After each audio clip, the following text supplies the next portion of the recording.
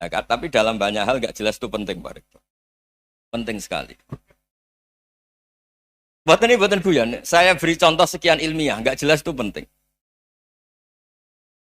Rasulullah Shallallahu Alaihi Wasallam itu dalam banyak hal itu disuruh Allah, memang disuruh supaya ngambil sikap seperti itu. Karena Allah itu punya otoritas penuh untuk bikin orang itu baik atau tidak baik. Assalamualaikum warahmatullahi wabarakatuh. Bismillahirrahmanirrahim. Allahumma salli wa sallim ala nabiyyina habibina Muhammadin sallallahu alaihi wasallam wa ala alihi washabihi asma'in nama ba'du. Semua yang kami hormati, ada Pak Rektor, ada Rektor Senior, Pak Arsoyo, ya teman-teman direktur, dosen semua yang saya hormati. Tadi katanya mau naik kelas ya. Kalau naik kelas dari rumah saya niatkan mari mengkaji diroyah. Diroyah itu melogikakan riwayat. Jadi misalnya kita sering dengar Rasulullah Shallallahu Alaihi Wasallam sering ngendikan kalian masuk surga itu bukan hanya berdasar amal, tapi berdasar anugerah Allah Subhanahu wa Ta'ala. Oke, kita sepakat amal kita, perilaku kita, ibadah kita andaikan dikompensasi dengan nikmat yang Allah berikan tentu tidak seimbang. Untuk membayar itu saja sudah lunas. Jadi Anda semua tidak berhak masuk apa? Surga. Sehingga di beberapa riwayat dijelaskan ada orang yang 500 tahun ibadah, nggak pernah maksiat. Ditanya sama Allah, kamu masuk surga karena apa? Karena ibadah saya ya Allah. Ya sudah, surga kamu 500 tahun saja, karena ibadah kamu 500 tahun. Ini cerita umur-umur orang dulu. Ya Allah katanya surga engkau ini selamanya. Ya kalau yang selamanya itu rahmatku, kalau amal kamu terbatas ya surganya sesuai amal kamu ya terbatas. Ya sudah ya Allah, berarti masuk saya surga saya ini karena fadl engkau, karena anugerah engkau. Itu namanya apa? Diroyah. Diroyah itu satu kajian analisis di mana kita percaya riwayat, tapi kemudian punya logika, punya diroyah. Ini penting supaya tauhid kita ini kuat. Jadi dulu ada orang yang sangat cerdas, namanya Jubair bin Mut'im. Dia saking cerdasnya, juga kaya, juga tokoh, dikirim sebagai delegasi pembebasan Asra Badrin, tawanan Badar. Kemudian pas datang ke Masjid Nabawi, Nabi delalah pas baca Wattur wa kitabim mastur. Sampai pada titik Nabi baca Am khuliqu min ghairi syai'in am humul khaliqun. Apakah penciptaan yang sedemikian canggih itu dimulai tanpa perwujudan, tanpa sesuatu yang real, yang maujud? Orang itu langsung bersimpuh, matur, ya Rasulullah saya Islam. Kada qalbi yatir, hampir hati saya, otak saya, pikiran saya itu terbang. Karena logika yang dibangun ateisme misalnya, kalau alam raya ini dimulai dari nihilisme, berarti logikanya apa? Al-adamu yakhluqu maujudan. Alam raya ini kan maujud. Maujud itu ada. Kalau yang lebih dulu itu ketiadaan, berarti ketiadaan menjadi sebab kewujudan.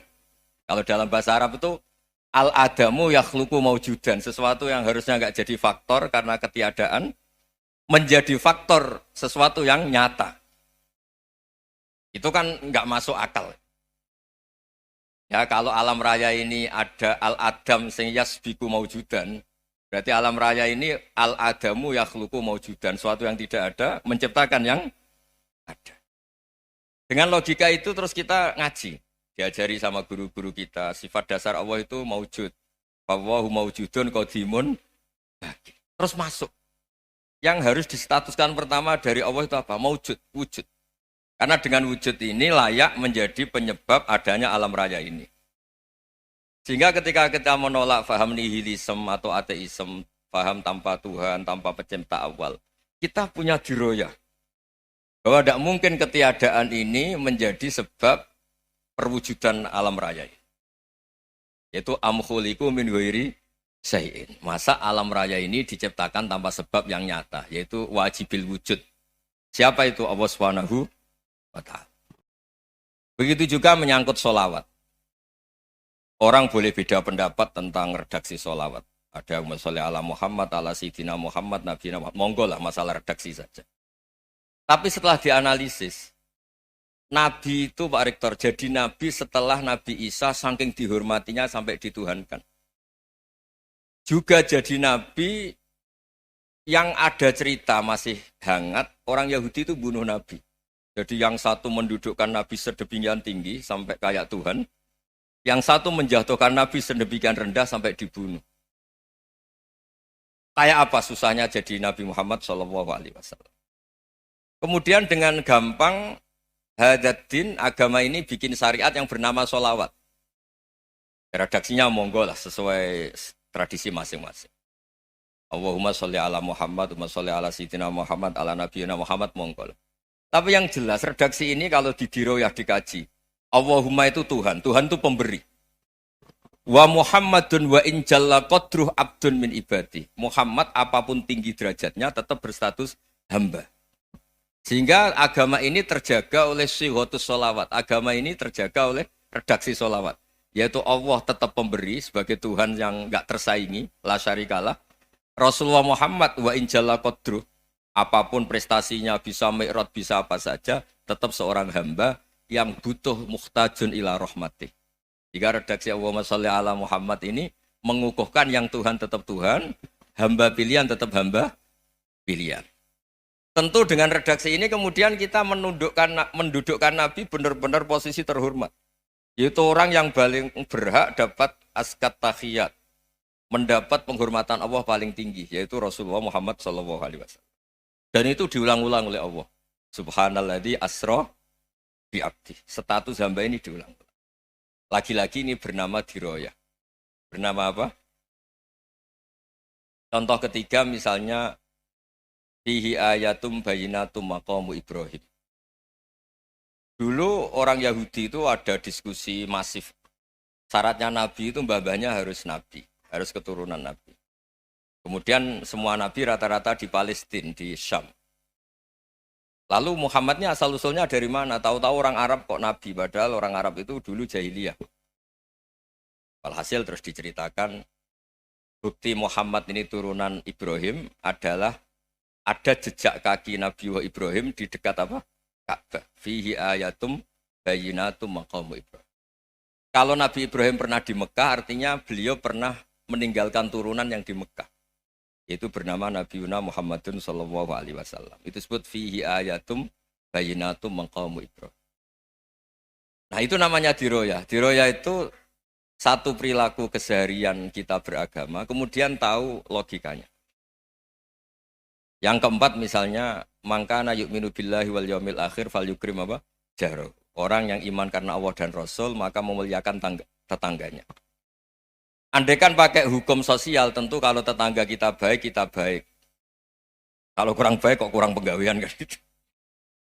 Tapi dulu itu pernah ada seorang ulama itu dibully ya, dikerjain sama anak muda tetangganya. Pak Kiai datang ke rumah saya, orang ini datang. Kemudian setelah di rumahnya, saya tidak jadi butuh sama Pak Kiai, silahkan pulang. Itu Kiainya senyum menikmati. Dan itu terulang 3 kali. Dibully seperti itu, dikerjain terulang 3 kali. Lalu tetap Kiainya tuh asik, seneng sekali. Lama-lama pun dia ini tanya, kenapa engkau tidak tersinggung? Padahal saya kerjain sampai 3 kali. Tak undang, terus tak suruh pulang, tak undang, tak suruh pulang. Kata Kiai tadi, yang memerintahkan baik sama tetangga itu Allah. Jadi saya nikmati ketika bisa baik sama Anda. Tidak ada urusannya dengan perilaku Anda yang menolak saya. Nah itu terus kita tahu, memang motifnya kita baik sama tetangga karena iman sama Allah dan Rasul, bukan hukum kompensasi sosial. Jadi kalau mau diteruskan Pak Rektor, saya ngajar di sini ya karena perintah Allah itu orang alim harus ngajar, bukan karena perintah Rektor. Kalau diteruskan.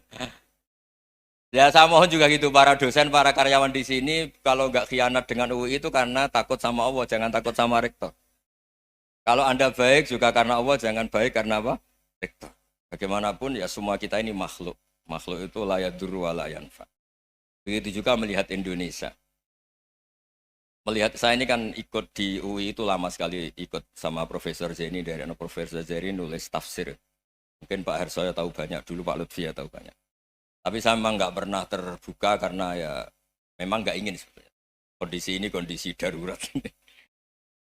Sehingga saya tahu cara berpikir Profesor Zaini, ya tahu komitmen beliau pada UI. Dan pendiri UI memang ya banyak yang dari tokoh NU, Muhammadiyah, dari tokoh-tokoh ormas yang lain. Memang didirikan banyak orang.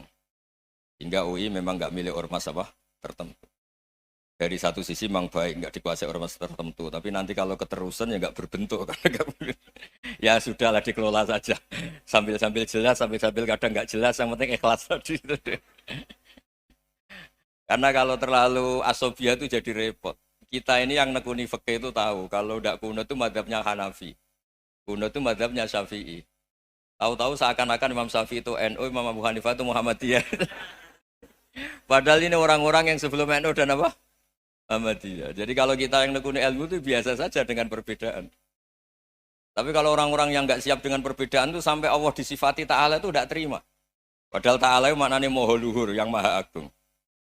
Jadi ada seorang kiai kebetulan pidato pertama Pak Rektor. Assalamualaikum warahmatullahi ta'ala wabarakatuh. Di mubalik kedua ini nggak terima karena itu dianggap bid'ah ada ta'ala. Hanya dia bilang Assalamualaikum warahmatullahi ta'ala wabarakatuh. Itu saking asobiahnya itu Allah ditambahi ta'ala itu tidak terima. Padahal ta'ala itu maknanya Maha Agung. Nah itu kan jadi repot kalau asobia gitu. Kalau kita ngadepi perbedaan itu biasa saja. Karena kita mungkin bacanya banyak, lihat hal-hal seperti itu ya biasa saja. Karena dulu itu perbedaan itu urusan sudut pandang. Ya saya ulang lagi, perbedaan itu sudut. Allah yang Tuhan saja sering didebat sama nabi-nabinya. Karena urusan sudut pandang apa? Saya beri contoh ya. Suatu saat Khalilur Rahman Ibrahim itu saatnya meninggal sama Allah, Israel disuruh. Israel itu Ibrahim saatnya meninggal, ambil nyawanya. Lah datang ke Ibrahim, ya Khalilur Rahman Ibrahim, saya disuruh nyabut nyawa Anda. Itu Israel dipaksa mikir sama Ibrahim. Hal ra'aita khalilan yumitu khalilah. Kamu tahu orang yang mencintai kemudian bunuh yang dicintai. Itu logika agak benar. Akhirnya Israel kan nggak biasa debat, kan nggak dilatih debat, nggak pernah ikut lomba UI debat ilmiah. Dia taunya nyambut nyawa aja. Kembali ke Allah. Ya Allah, kata Ibrahim, hal ra'aita khalilan yumitu khalilah. Masa kekasih bunuh yang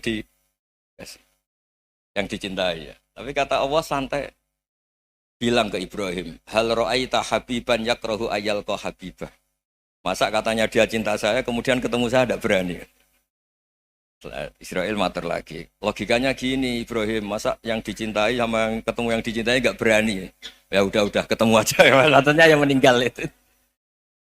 Artinya kamu bisa saja GR tidak mati-mati karena merasa dicintai. Atau ingin mati karena mencintai. Nah maksud saya, dalam hal-hal seperti ini orang UI pasti nggak jelas. Katanya cinta Allah suruh mati ya nggak mau. Nggak jelas kan? Dibilang nggak cinta juga nggak mau. Tapi dibilang cinta kalau ukurannya mati juga nggak mau. Nah, tapi dalam banyak hal nggak jelas itu penting Pak Rektor. Penting sekali. Buatan guyon. Saya beri contoh sekian ilmiah, nggak jelas itu penting. Rasulullah SAW itu dalam banyak hal itu disuruh Allah, memang disuruh supaya ngambil sikap seperti itu. Karena Allah itu punya otoritas penuh untuk bikin orang itu baik atau tidak baik. Wahsy itu yang membunuh Sayyid Hamzah, orang paling dicintai Nabi, di antara yang dicintai Nabi. Qatalahu Wahsyun, dibunuh oleh Wahsy. Nabi secara basarnya itu nggak suka sama Wahsy. Sampai cara lahir ya ingin corong Jawa ingin masuk nol. Tapi apa kata Allah? Laisa laka minal amri syai'un aw yatuba alaihim aw yu'adzibah. Itu tidak wilayah kamu Muhammad. Malah Wahsy dikasih tobat sama Allah. Khalid bin Walid, itu perang Uhud kalah itu karena ide brilian Khalid bin Walid. Pas itu masih panglima kafir. Yaitu pura-pura kalah, ghanimah dilepas, sahabat turun, pasukannya naik, walhasil orang Islam kalah. Khalid bin Walid akhirnya juga masuk Islam. Orang yang secara basariah Nabi itu gak siap. Kebalikannya juga ada. Sa'labah itu orang sampai sempat gelar Hamamatul Masjid. Ini pas ngaji mesti ingat. Salam. Dia di masjid terus. Setiap habis salam tuh lari karena istrinya nyuwun sewu masih berpakaian yang tidak pantas. Kenapa engkau terburu-buru pulang? Pakaian yang dipakai istri saya sekarang saya pakai. Ya pakaian sarung itu kayak Pak Rektor kan fleksibel. Ini khusus mau Ramadan, tidak akan sarungan terus, gak usah khawatir. Jadi ini tadi sudah perjanjian. Saya yang kiai celananan, beliau yang rektor pakai sarung. Jadi iya. Supaya itu barter madhab. Tapi hanya sekali ini aja, bukan. Jadi jangan diharapkan ini jadi tontonan terus-menerus. Dan ini barter madhab. Saya sama Profesor Kores juga sering gitu. Saya pakai sarung yang dihadiahi beliau, beliau pakai sarung yang dihadiahi saya. Memang itu tradisi Islam. Tahadau tahabu, kamu saling memberi hadiah maka kamu saling mencintai. Bukan riswah, bukan riswah. Walhasil terus Sa'labah ini mbok saya didoakan Nabi supaya saya kaya, supaya tidak sering ganti-ganti pakaian seperti ini sama istri saya. Jangan-jangan kamu miskin itu lebih baik. Ngotot minta didoakan. Didoain Nabi kaya, terus lama-lama ninggal sholat, ninggal jamaah. Itu Allah belum tersinggung. Yang mulai Allah tersinggung itu kan saya sering fatwa di mana-mana, sering memberi saran. Mumpung kamu miskin itu sering sedekah. Karena kalau sudah kaya itu tidak bisa. Saya memberi analogi gini. Kalau saya masih santri miskin, punya uang 100.000, diminta guru saya 50 tak kasihkan. Padahal itu 50%. Punya 2 kambing kurus, diminta guru saya 1 pasti tak kasihkan. Padahal itu 50%. Jadi kalau punya sapi Brahman atau sapi limusin yang harganya itu 100 juta, punya 2, diminta 1 boleh enggak? Enggak boleh. Saya punya motor butut 2, diminta teman saya 1 boleh. Tapi kalau Davidson Harley itu enggak boleh. Itu. Nah, walhasil itu kalau kita miskin, misalnya kita zaman kuliah atau zaman mondok atau zaman apa saja, punya uang 100.000, nartik temannya sampai 50.000 kan biasa. Tapi setelah 1 miliar, berani enggak kamu kasihkan 500 juta? Sama-sama 50%. Enggak kan? Nah Sa'labah gitu, ketika zakat masih per 40 kambing, 1 kambing itu sebenarnya kan masih ringan. 41, 82. Kambingnya itu sudah mabenal jabalen. Barang dihitung zakat karena sudah ribuan, jumlahnya sampai 400 kambing.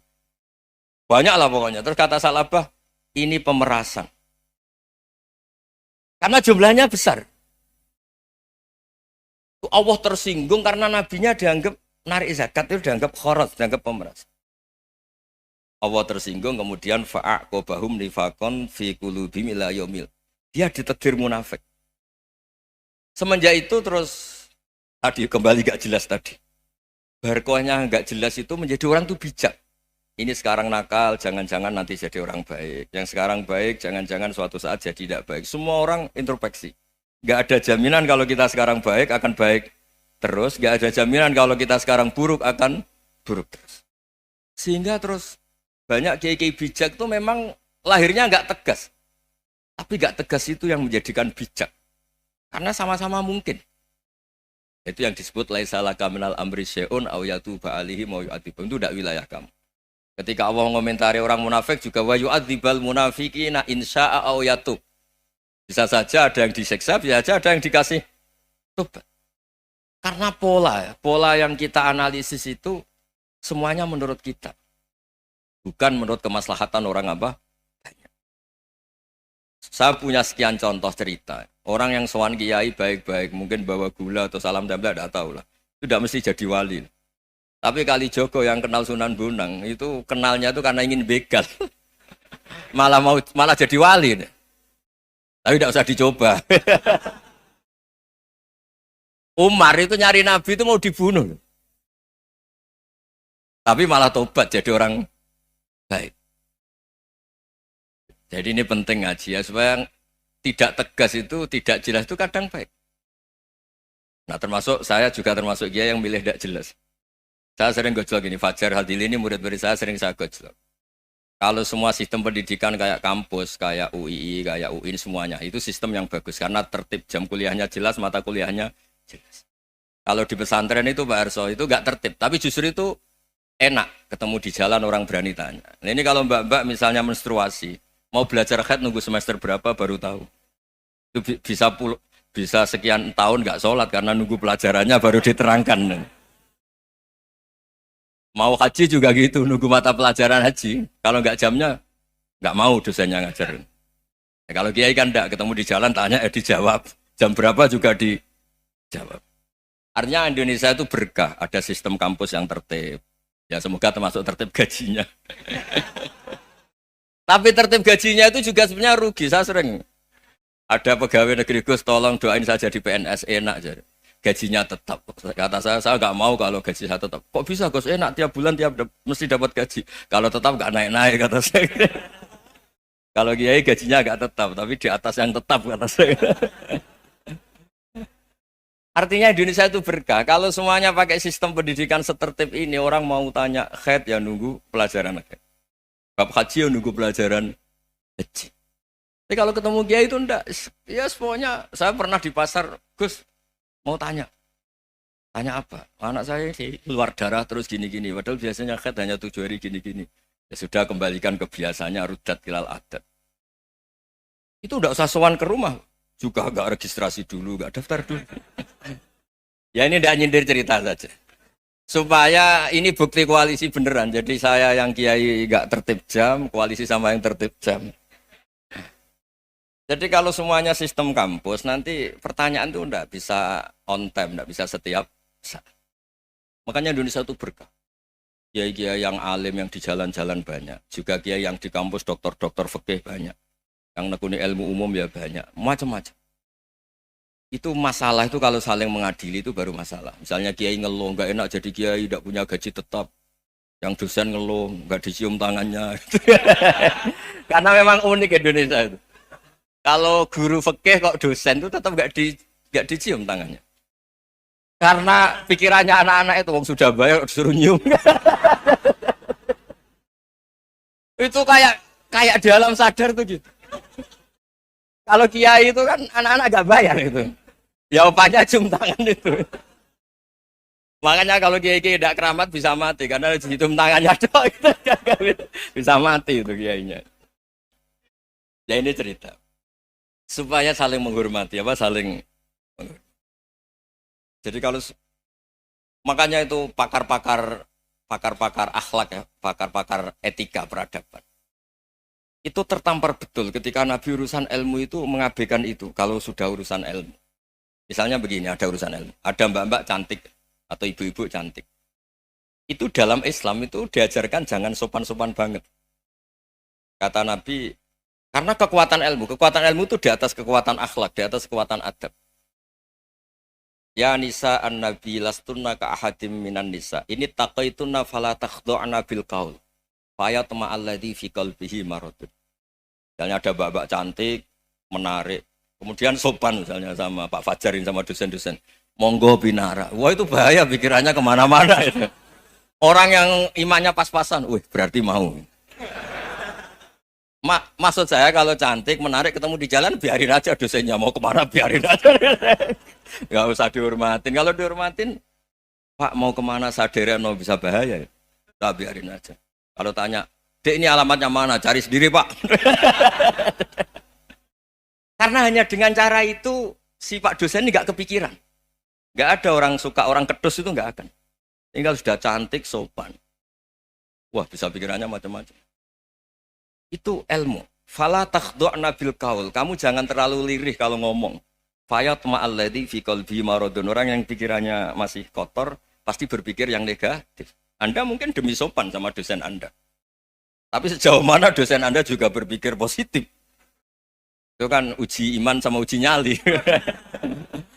Nah, sama pejabat yang sopan sama kiai mungkin punya Alphard, punya Robicon, punya terus bawa uang banyak. Terus sama kiai cium tangan hormat. Jangan-jangan kiainya yang pikirannya macam-macam. Ini berarti bisa jadi muhibbin potensial misalnya. Nah, saya ini termasuk kiai yang pengagum ilmu. Sehingga saya sama orang yang medit, yang kikir sama saya itu saya senangnya bukan main. Kenapa? Karena kalau orang medit itu gak berhak nuntut.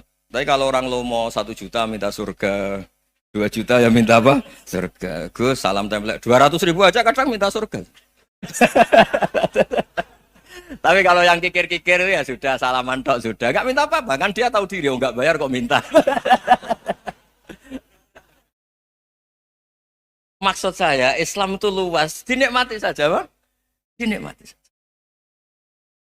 Nah itu diroya, maksudnya itu diroya. Diroya itu, kamu tahu aturan Islam itu kamu harus yakin khairihi wa syarrihi minallah. Semua itu ujian, tapi kemudian dikaji. Makanya saya ini termasuk pengagum Imam Syafi'i. Imam Syafi'i itu dikasih tahu. Tadi orang yang di depan engkau cium tangan hormat tuh di luar ngomong-ngomong, ngata-ngatain Anda. Imam Syafi'i tertawa-tawa sewenang. Loh, ada ini dikata-katain di luar kok. Kok tidak kamu anggap munafik malah tertawa. Berarti saya wibawa, di depan saya nggak berani. Dianggap enteng saja. Dibilangin, sebagian orang kampung sini nggak suka sama engkau. Baguslah, tidak akan pinjam uang sama saya. Di mana-mana orang pinjam minta tolong tuh karena seneng. Kalau benci kan enggak. Intinya dianggap enteng saja. Yang terjadi di dunia itu semuanya dianggap enteng saja. Man asa ilaika faqat atlakoka. Yang berburuk sama kamu itu membebaskan kamu. Coba kalau akrab, titip. Ya misalnya akrab sama Pak Fajar. Bilangkan ke Pak Rektor, sangkat atau jadi guru tetap atau apa, kan ribet. Kalau tidak cocok kan nggak minta apa-apa. Makanya hati-hati Pak Rektor sama yang akrab-akrab itu. Itu dulu saya juga nggak paham. Di antara wasiat Bapak yang sering diulang-ulang tuh itu. Suatu saat kamu jadi kiai, ngelola orang nggak seneng tuh gampang. Sudah, situ orang lain. Tapi kalau ngelola orang nggak orang seneng tuh repot. Mintanya aneh-aneh. 100.000 aja minta surga. Hanya teman tenis saja minta naik jabatan. Intinya itu ya sudahlah dikelola. Yang seneng ya berkah, mungkin teman berjuang, teman diskusi. Yang nggak seneng ya berkah, karena ini tidak minta macam-macam, tidak seneng. Nah itu namanya diroya. Diroya itu satu kajian keilmuan yang menjadikan kita ini nyaman dengan riwayat-riwayat, panduan-panduan dari Rasulullah Shallallahu Alaihi Wasallam. Kayak tadi. Kenapa sih tentang baik sama tetangga, baik sama tamu? Hitung-hitungannya itu mangkana yu'minu billahi wal yaumil. Saya pernah dicium sama orang miskin yang akut, miskin betul. Itu tak ajarin, Anda ini lebih hebat ketimbang orang-orang kaya. Misalnya gini, misalnya ada komunitas rektor atau kiai besar. Saya ini kata orang banyak termasuk kiai besar. Mungkin kalau pinjam uang itu karena mau beli mobil, aksesoris mobil, karena kita kiai top atau rektor atau orang-orang top. Kalau sesama orang miskin itu pinjem-pinjemannya itu urusan beras, itu urusan nyawa. Keren mana? Nyelamatkan nyawa sama aksesoris mobil. Nyawa. Jadi pahala kamu pasti lebih besar itu. Itu senengnya jadi orang miskin terus keterusan sampai sekarang. Itu. Lo coba kalau menteri sama menteri, rektor sama rektor, kira-kira pinjamannya apa Pak Arso? Kan kalau mau beli mobil atau mau umroh VIP, pokoknya yang keren-keren. Kalau orang miskin pinjam karena apa? Makan kan? Beras kan? Makanya kalau yang sedang miskin monggo lah, kalau ingin teruskan. Kata itu. Maksud saya Islam itu seenak itu. Islam itu segampang itu. Sudahlah yang sedang miskin ya keren. Karena sekali sosial itu urusannya apa? Nyawa. Tapi kalau miskin semua ya Indonesia bisa tutup kan. Ya sudah yang kaya-kaya itu saya menyelamatkan Indonesia karena bayar pajak yang menjadikan Indonesia berjalan. Tapi ya dipakai yang benar. Nah, begitu seterusnya. Ada kiai miskin cerita ke kita. Terus enak jenengan alim, terus punya santri banyak, bisa ngajar di mana-mana. Saya bilang, hebat kamu. Dia hidup di daerah tertinggal. Itu yang diajarkan kan hanya tauhid. Kan nggak mungkin desa tertinggal baca fikih perbandingan madhab. Kan nggak mungkin. Kalau yang kayak Pak Fajar, Pak Sadali kan nggak mungkin. Fikih perbandingan apa? Madhab. Menyorot madhab dunia. Gaya engkek-engkek itu kan nggak benar. Tapi pertanyaannya, yang menyelamatkan masuk surga itu tauhid apa perbandingan madhab? Tauhid. Ini hanya mengajarkan fardu kifayah sunat-sunat. Ini Anda mengajarkan fardu ain. Surganya dulu kamu. Oh terus senangnya jadi kayak gitu. Karena yang diajarkan apa? Tauhid. Sementara kita yang gaya-gaya ini. Ajarkan perbandingan apa? Madhab, studi banding ke Al-Azhar kemana-mana. Ini enggak, tauhid. Dari orang nyembah pohon jadi nyembah Allah Ta'ala. Keren enggak? Keren. Jadi terus kayak gitu sama saya senangnya bukan mereka, karena tak bela. Tapi ada yang agak kurang ajar, tanya saya. Kalau itu hebat, kenapa Gus gak mau jadi kayak gitu? Waduh. Wah ya repot kalau pertanyaan. Terus tak jawab, kalau saya jadi kayak gitu, kamu ngangsu ilmu dari mana coba? Ya dari jenengan, ya kalau sama gobloknya tidak bisa. Ya sudah, Gus aja yang jadi kayak besar. Maksud saya, ya sudahlah kita begini seperti yang saya ajarkan di sini, saya sarankan supaya orang itu tahu. Ini namanya diroyah, apa? Makanya kata Imam Ghazali itu kalau kamu ingin sopan gampang melihat anak kecil, dua aqallu minni dzamban, dia dosanya lebih kecil. Karena masih kecil kan tentu secara dosa enggak banyak. Kalau melihat orang yang tua, dua aktsaru minni ibadatan, dia tentu ibadahnya lebih banyak karena umurnya lebih banyak. Sehingga terus semua orang lain tuh di depan kita itu hebat. Ya semua orang lain sama misalnya Pak ini rektor, Pak Fathul Wahid rektor. Tanggung jawabnya lebih banyak, berarti pahalanya lebih banyak. Tapi sama, ketika melihat Nyon Sewu, melihat pegawainya yang secara lahir di bawahnya, ini tanggung jawabnya enggak banyak, pasti salahnya juga enggak. Itu yang diajarkan Rasulullah SAW, sehingga enak lah. Tapi kalau kita melihat orang lain selalu salahnya, itu pecundang. Allah saja tidak seperti itu kan, amal baik ya ada khairan, amal buruk ya ada saron, semuanya dilihat oleh Allah Subhanahu wa Ta'ala. Saya itu punya teman Gus, agak beling, agak seenaknya. Dulu miskin. Wah itu seenaknya betul. Kayak kenal Tuhan. Tak tanya, kenapa kamu seenaknya? 1 bulan tuh labanya bisa 200 juta sampai 500, sampai 1 miliar.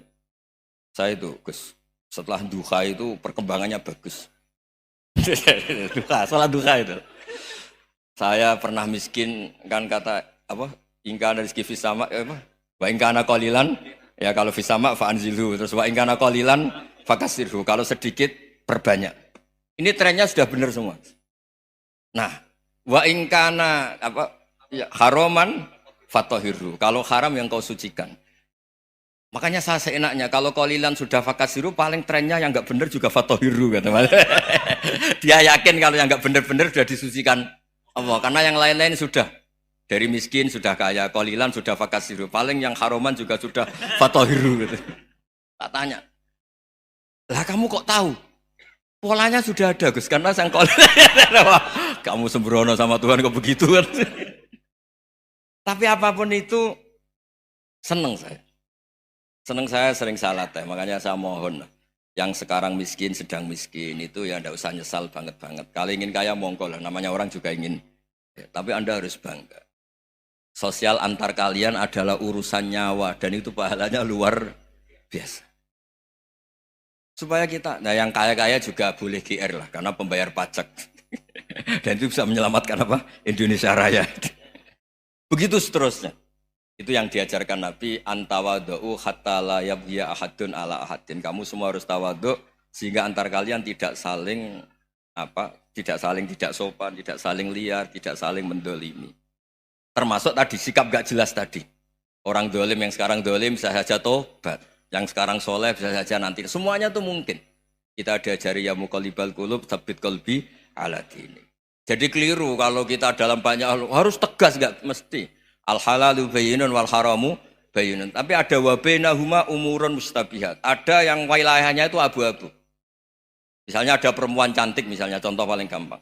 Kalau kamu ajari secara serius, kamu bisa saja tergoda jadi fitnah. Tapi kalau orang soleh gak berani ngajarin, kemudian digunakan orang fasik, malah menjadi orang nakal, kita juga tanggung jawab. Kamu mau tegas gimana? Wilayahnya sama-sama mungkin. Wilayahnya sama-sama mungkin. Yang dekat pejabat mungkin terkontaminasi KKN. Tapi kalau pejabat gak dekati orang soleh, punya perilaku yang gak soleh, yang repot juga Indonesia kan? Nah hal-hal seperti itu kita tidak perlu ngambil sikap. Maksudnya gak usah ngambil sikap, ya kita buktikan kalau milih satu madzhab, kita buktikan semuanya lebih baik, semuanya lebih bermanfaat, semuanya lebih berperadaban. Karena nggak bisa dihindari wabena humain. Termasuk nyuwun sewu, saya mohon maaf sama mulai Pak Harso, Pak Lutfi sampai Pak Fathul Wahid. Saya ini termasuk kiai yang nggak suka dekat sama orang-orang top. Bukan karena hasud. Memang konstitusi kiai harus gitu, la tamuddanna ainaika. Kenal orang lebih tinggi itu kan resiko. Misalnya saya kiai desa, mungkin punya keri tua sudah seneng, punya kijang tua sudah seneng. Gara-gara kenal Pak Wahid naik Camry, waduh kok saya kalah itu. Kenal orang itu kan resiko. Mungkin dosen-dosen sini kalau kenal saya di Rembang juga resiko. Di sini gak ada cium tangan, melihat saya di sana, wah gak enak jadi dosen. Jadi memang harus dibatasin. Sekiranya mungkin orang terus, karena latamud dan nanawa, ainaika ilham. Kamu jangan sering melihat orang lain yang mungkin secara lahir dapat nikmat yang lebih tinggi timbang Anda. Kalau kamu gak bisa ngelola hati Anda bisa hasut, Anda bisa dengki. Paling tidak Anda bisa ada syukur. Saya itu sering didolani pejabat. Juga sering melihat pejabat di TV-TV. Naik mobil aja ada yang naikkan. Bahkan kalau wudhu itu anduk aja ada yang bawa. Itu kalau yang nggak kuat, wih naik jadi pejabat. Ya makanya terus konstitusi Kiai itu mengatur, sudahlah, mata kamu itu kamu batasin. Jangan melihat sesuatu yang potensi ya, potensi menjadikan Anda tidak apa syukur. Jadi saya mohon, ini memang konstitusi saya sebagai Kiai, jadi saya, tapi di hati saya tetap akrab. Saya doakan semua untuk UI, untuk semua orang Indonesia kita doakan. Kita ingin semuanya tambah baik, tambah baik. Oke, ngoten mawon. Assalamualaikum warahmatullahi wabarakatuh.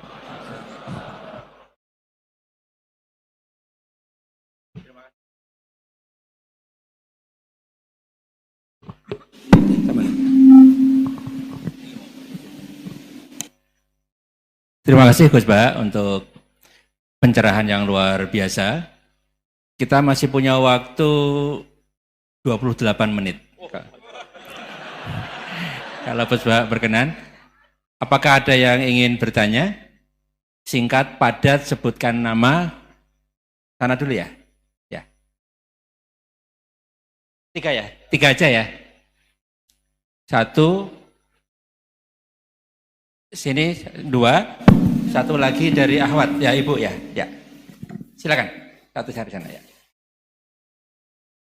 Ya, maju aja, maju. Mikrofonnya ini.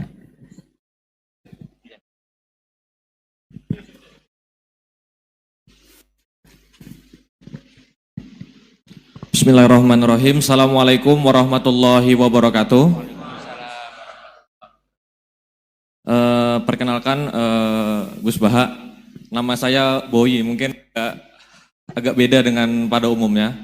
Saya bukan dari kalangan santri, tapi ketika mendengar ceramah Gus Baha pada awal-awal saya kuliah itu merasa kok kayak sebelumnya kenapa tidak masuk santri aja gitu. Karena ternyata toh yang diajarkan juga banyak dasar-dasarnya atau prinsip-prinsipnya yang sama dari jalur berpikir dan lain sebagainya. Yang ingin saya tanyakan di sini adalah ketika Gus Baha menyampaikan tentang diroyah, mungkin singkat saja Gus, apakah diroyah ini alat atau ilmu universal yang bisa digunakan ketika berdialog dengan orang-orang yang mengatakan itu kan kaidah kalian gitu, itu kan kaidahmu. Ada hal-hal yang memang tidak bisa dipersamakan atau tidak bisa digeneralisir. Ya mungkin seperti itu Gus. Dan juga yang terakhir, kalau boleh saya izin bersalaman boleh Gus. Kesempatan. Oke, Assalamualaikum warahmatullahi wabarakatuh.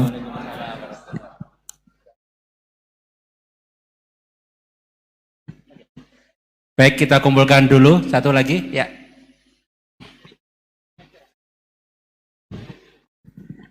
Cek. Bismillahirrahmanirrahim. Assalamualaikum warahmatullahi wabarakatuh. Ya, perkenalkan saya Taufik Satrio, biasa dipanggil Tosa. Ya. Ya. Singkatan. Baik, langsung saja mungkin untuk pertanyaannya. Di Yaumil Akhir nanti kan ada yang namanya Yaumil Mizan. Itu pertimbangan gitu kan. Nah itu bagaimana kalau timbangannya itu sama, artinya seimbang. Nah, apakah itu nanti akan berada di tengah-tengah antara surga dan neraka atau seperti apa? Kemudian yang kedua, itu terkait dengan perbuatan buruk ke orang lain. Ketika kita berbuat buruk ke orang lain itu kan kita istilahnya zolim kepada orang lain. Tapi di lain sisi, itu secara zahir kan seperti itu. Tapi di lain sisi, di akhirat itu kan kalau secara pahala, kita itu membantu orang lain mendapatkan pahala.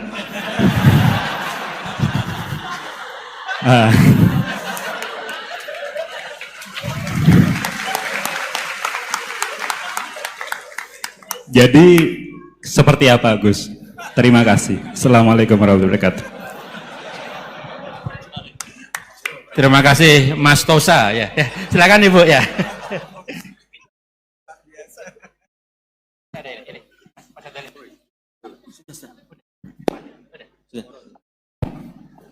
Assalamualaikum warahmatullahi wabarakatuh. Perkenalkan saya Nazula Hasanah. Mau bertanya, apakah perbedaan NU sama Muhammadiyah?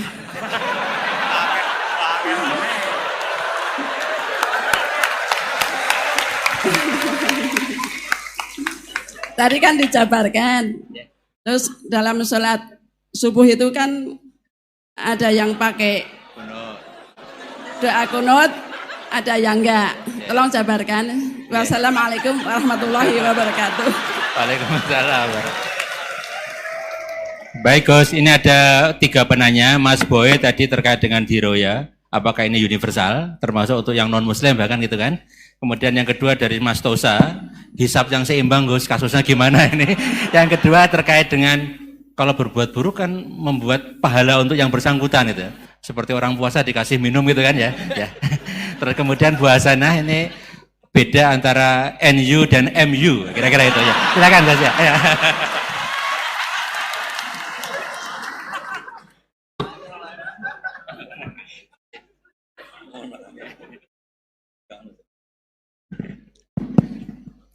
Bismillahirrahmanirrahim. Sebelum saya jawab, saya senang kalian semua senang dengan sesuatu yang taat itu. Banyak orang untuk senang nunggu maksiat dulu. Mungkin melihat perempuan yang tidak mahram, melihat sesuatu yang maksiat. Jadi ini spesial. Majelis ilmu tapi apa? Senang. Ini sesuai rencana Tuhan lah. Seorang itu senang dengan taat, senang dengan ilmu.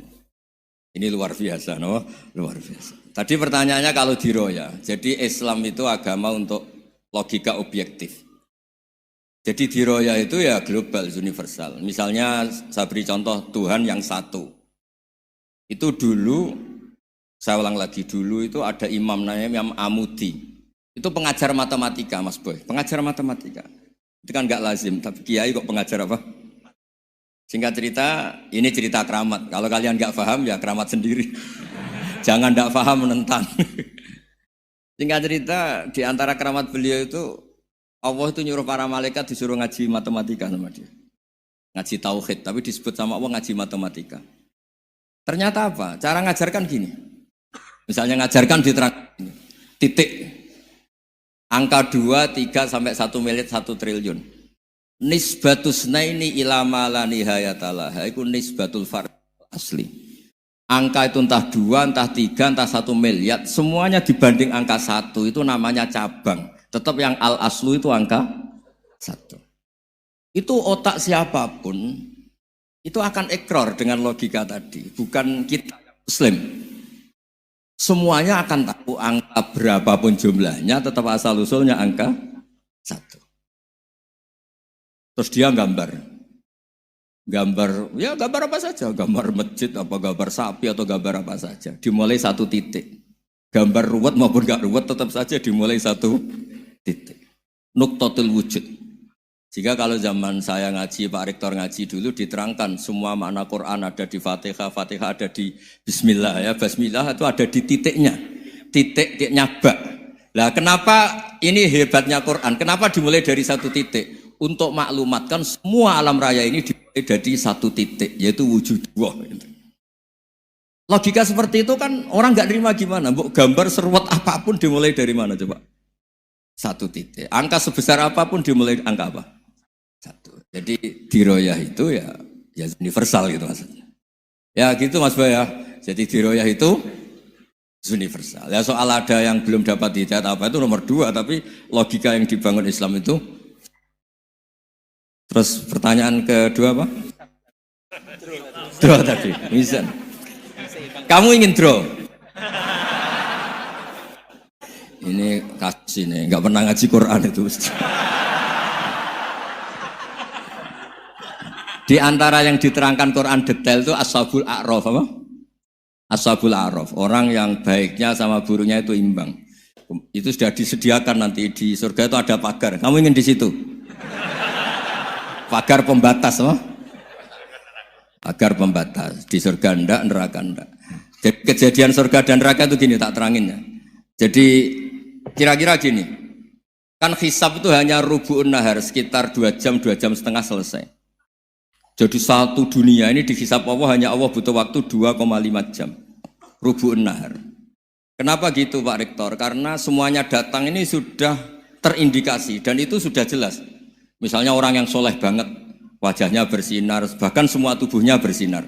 Yas'anuruhum baina aidihim. Yang pas-pasan, ya sinarnya pas-pasan. Sehingga nanti yang punya sinar cukup di kanan. yang kelip-kelip agak ini yang rawan kesaruk ini yang gelap gulita langsung di kiri. Nah itu terus faduri babenahum bisuril lahubab. Terus Allah langsung bikin pagar. Nah yang rawan kesaruk pagarnya yang kelip-kelip tadi. Yang temangsang ini. Karena yang jelas hitam di kiri, yang jelas putih kanan. Yang abu-abu ini sama malaikat digaruk saja. Nah terus temangsang di Araf itu. Nah, terus setelah dipagar ini dia punya kegiatan. Kalau melihat neraka bilang Rabbana srif anna adzaba jahannam. Kalau melihat surga ya Allah, ma kuntu asqa khalqik. Saya ini hamba Engkau yang tidak paling sial dan Kau Maha Rahman. Tolong saya jangan dihadapkan ke neraka lagi. Karena itu menyiksa. Sabar wa ahraqaka. Ya ketika melihat neraka itu dia komentar, ya Allah, neraka ini begitu merusak wajah saya. Hawa panasnya itu sudah menghancurkan semua, baunya juga agak enak. Saya minta saya dihadapkan ke surga bersama Allah, tapi kamu tidak minta lagi kan? Tidak, saya hanya minta itu tok. Gitu. Nah ini saya pandu, kalau kamu ngalami tak pandu. Kalau kamu ngalami tak pandu. Sama Allah terus diberi janji supaya tidak minta yang lain. Tidak, saya tidak akan minta lagi. Terus melihat surga. Nah, di surga melihat orang kayak gitu kan, di surga nanti kalian kan hura-hura semua. Wah, istri yang di dunia kurang cantik, rewel, yang di surga itu istrinya cantik semua, gak rewel semua. Gak minta belanja, cantiknya gak usah kesalahan, pokoknya top lah. Terus dia melihat, tersiksa, cara Jawa ngiler. Wih, masa ngelihat tok? Akhirnya ya lama-lama berani ngajukan, ya Allah masa ngelihat tok? Gitu. Dikasih masuk gitu. Ya terus, tapi kamu kan janji tidak minta lagi. Ya terus ngerayu-ngerayu Tuhan lagi. Akhirnya walhasil nanti kalau betul-betul A'raf itu nasibnya akhirnya masuk surga. Tapi tadi digarap dulu lah, dikerjain dulu. Itu lama sekali perjalanannya, memang lama sekali. Nah soal orang membunuh itu, apa contohnya tadi? Berbuat buruk sama orang lain, ya apapun lah. Berbuat buruk sama orang lain itu, kalau faktanya nanti tobat, Allah yang bisa ngelola itu. Makanya Nabi pernah senyum-senyum, pernah tertawa-tawa. Sungguh ketika Allah menghendaki rahmatnya itu semuanya indah. Yaqtulul qatil fayatubu hadza. Jadi ada orang nyun sewu membunuh, terus dia tobat serius.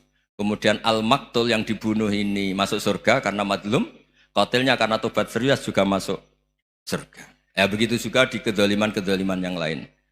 Jadi ya makanya tobat itu penting sekali. Ya taruh saja begini yang terkenal ya, contoh Wahsy itu jelas di surga karena syahid dibunuh Wahsy. Hamzah ini jelas di surga karena matul syahidan.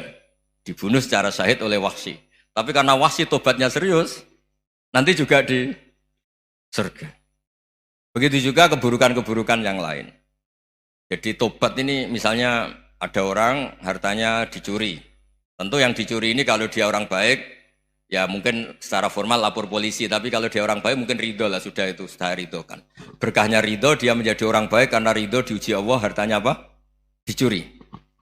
Kemudian yang mencuri tobat, entah harta itu dikembalikan, entah dikasihkan masjid sebagai amalnya yang dicuri, entah apa-apa, Allah ngasih tobat orang ini. Kemudian sama-sama jadi orang baik, kemudian sama-sama di surga. Makanya itu Nabi sampai senyum-senyum, betapa rahmatnya Allah tidak terbatas. Sama lagi, betapa rahmatnya Allah tidak terbatas. Bahkan qatil sama maktul bisa ngopi di surga bareng tadi itu.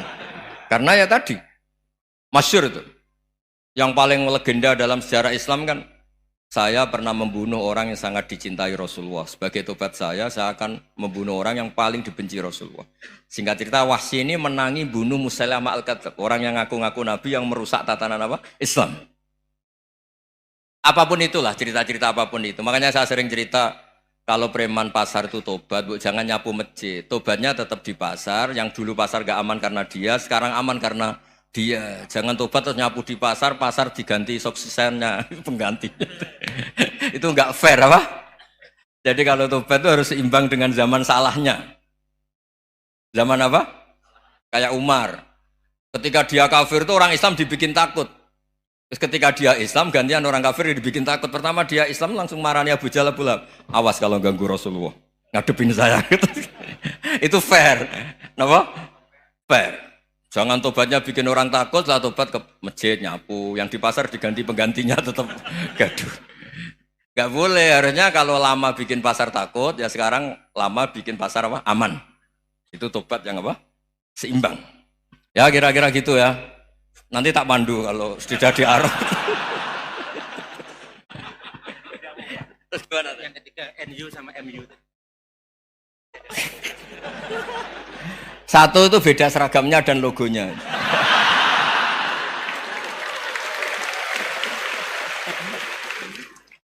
Kedua, nama ketua umumnya. Ketiga, tanggal acara besarnya. Muktamar Muhammadiyah dan NU itu beda. Sudah beda satu abadnya. Tentu dulu Muhammadiyah. Tapi begini ya, perbedaan itu nggak bisa dihindari. Karena tadi ada sudut pandang apa? Ada sudut pandang, itu nggak bisa dihindari. Ini cerita yang nyata ya. Saya ulang lagi, senyata-nyatanya. Andaikan betul Rasulullah itu hanya kunut 1-2 kali, maka kalau menurut mazhab Syafi'i, apa salahnya melakukan sunnah terus-menerus meskipun Nabi itu melakukan hanya beberapa kali? Karena pertama sesuatu yang pernah dilakukan Nabi pasti akan menjadi sunnah yang terus-menerus. Nabi itu puasa Senin Kemis juga tidak selalu. Salah kalau ada orang bilang, Nabi malah takut kalau ibadah sunat dilakukan terus-menerus karena nanti takut dikira wajib. Itu masyhur dalam kaidah usul fikih. Tapi yang tidak kunut juga tidak salah, karena ya tadi, Nabi ya pernah kunut, Nabi juga pernah tidak kunut, karena Nabinya orang banyak. Karena bukan Nabi kelompok tertentu. No? Jadi sederhana. Terus menyangkut, ini dengerin betul, sujud. Sujud itu banyak ulama yang mengatakan untuk sah itu harus melibatkan 7 anggota. Umirtu an asjuda ala sab'ati azumin al-jabha wal yaden warrubaten wal qadamen. Saya diperintahkan sujud itu melibatkan 7 anggota, yaitu jabha, yaden 2 tangan, 2 lutut, terus 2 qadamen. Tapi Imam Syafi'i ngendikan, andaikan ada pendapat yang mengatakan ukurannya cukup jabha, maka itu juga benar. Karena Nabi ketika sujud ngendikan sajadalaka waj'i wa sam'i wa basori. Ya Allah telah sujud ke engkau wajah saya, jabha saya. Nabi tidak menyebut tangan, tidak menyebut rubaten, tidak menyebut qadamen. Ini wajah tu wajah, ukurannya itu hanya jabha. Itu kayak iya, kayak enggak. Nah hal-hal seperti itu yang menjadikan ada ijtihad. Ijtihad itu satu pemikiran yang cara sudut pandang itu kayak iya, kayak enggak. Nah itu terus ada al-madhaibul arba'ah. Terus ketika implementasi di Indonesia, dulu Mbah Ahmad Dahlan juga ngaji Mbah Soleh Darat. Mbah Hasyim Asy'ari juga ngaji Mbah Soleh Darat. Ketika di Mekah sama-sama ngaji Syekh Khotib Minangkabau, sama-sama ngaji Syekh Mahfud Termas. Jadi ya kalau di keluarga kita itu ya biasa aja perbedaan-perbedaan itu selama masih ilmiah dianggap biasa. Karena memang ngelola sudut pandang itu nggak bisa ditertibkan. Nabi Yahya itu suka berkawan orang soleh. Karena berkawan orang soleh itu enak. Tapi kalau Nabi Isa suka dadani desa-desa tertinggal yang masih macam-macam. Ketika ditanya, kenapa engkau suka berkawan orang-orang gitu? Ana tabibun udawil mardo. Di mana-mana kiai itu ya nyembuhkan yang sakit. Jadi kalau dakwah yang sudah iman tuh akeh tunggale gitu. Tapi dakwah gitu kan tantangan. Itu sudut pandang. Ada nabi itu yang tertawa terus guyon terus. Yang satu murung terus. Ya sama Nabi Isa dan Yahya kan satu angkatan. Mali aroka dohikan. Faka'an nama tak manumin makrillah. Kamu kok tertawa-tawa terus, seakan-akan nggak ada adab saja. Yang satu tanya, mali aroka abisan ka'an nakata kena tumir rahmatillah. Wong kok murung terus, kok dunia orang rahmat ya. Nah anda ini orang hebat. Guyu banter ya iso, nangis banter ya iso. Nah itu sudah orang kombinasi itu. Isa ya mau, ya mau, Muhammadiyah ya gelem, NU ya gelem. Ya maksudnya sudah biasa aja. Karena tadi konstitusi NU yang mengatakan ibadah harus ikhlas karena Allah, Muhammadiyah juga sama harus ikhlas karena ya sudah kalau karena Allah sudah selesai kan. Yang menjadi masalah itu kan identitas untuk hadun nafsi untuk diri sendiri. Kalau kita ikhlas masalahnya apa? Coba masalahnya apa coba? Imam Syafi'i pernah di Masjid Abu Hanifah yang tidak kunut. Beliau enggak kunut. Ketika ditanya 5 ada taroktal kunut, ikroman di hadal madhab. Saya menghormati madhab ini. Jadi ya biasa. Sebaliknya juga sama. Orang-orang Hanafi kalau Imam Syafi'i kunut ya ikut kunut. Karena kalaupun Anda yakin itu tidak disyariatkan, kamu juga yakin itu tidak membatalkan apa? Sholat. Itu yang perlu dicatat. Kalau Anda tidak yakin sunat, kan tidak yakin kalau itu membatalkan sholat. Jadi sebetulnya kalau dianalisis secara keilmuan itu ya semuanya normal. Karena tadi, Rasulullah itu al-Bahrul Muhit, Nabi itu lautan yang luas sekali. Orang akan mengambil air sesuai kapasitas masing-masing. Dan akan merasakan kualitas air juga sesuai kapasitas masing-masing. Orang yang sangat haus melihat air seteguk ini luar biasa. Tapi yang tidak haus mungkin melihat itu biasa-biasa saja. Jadi makanya saya mohonlah, sudahlah itu biasa saja, apalagi secara sanad ya sama, secara tradisi sama. Ya soal perbedaan tidak harus dengan NU, antara Muhammadiyah juga biasa beda. Mungkin di UI antar rektorat juga beda-beda. Yang satu suka dekat rektor, yang satu suka enggak. Monggo asal itu niatnya ikhlas. Terakhir saya beri cerita, ada sahabat ditanya, "Sifli wajah Rasulillah." Coba tolong saya ceritakan wajahnya Nabi kayak apa. Sahabat tuh nangis senangis-nangisnya. Kenapa engkau menangis? Saya itu tidak pernah melihat wajah Rasulullah SAW. Loh kenapa? Engkau kan sahabat. Sungkan. Sebagai bentuk penghormatan saya tidak berani melihat wajahnya. Sebagai bentuk penghormatan pada waktu Nabi, saya tidak berani sowan. Nabi di dalam punya keluarga, punya istri, punya cucu. Kalau saya sowan tuh ganggu. Ya masuk akal. Bentuk hormat itu tidak ganggu kan. Tapi ada orang-orang yang bentuk hormat, bentuk sayang itu sering datang ke majelis Nabi. Sama-sama masuk akal. Bisa didebat gimana? Sama-sama masuk akal. Ya sudah itu ijtihad. Maksudnya itu ijtihad. Itu sudah sama-sama masuk akal. Abul Hasan Asyadili itu kalau kemana-mana pakai mobil mewah, pakai baju mewah. Ketika ditanya, Anda ini ulama kok pakaiannya mewah, mobilnya mewah. Dan uang rakyat kepikiran nyangoni. Ya. Nah, tapi nak kowe tawaduk melas. Terus dibalik numbalmu sakit. Ngonang ra iso mulai kiai ini. Ya tapi misalnya semua gitu mesti ada yang salah paham, itu keangkuhan. Tapi kalau semuanya kelihatan gembel, nanti orang trauma jadi kiai. Takut kayak itu. Ya sudah, itu wilayah ijtihad, sudah tidak usah pokoknya sudah, yang penting ikhlas. Anda berani tanggung jawab nanti ketika ketemu Allah Subhanahu wa taala. Nggih, ngoten. Assalamualaikum warahmatullahi wabarakatuh.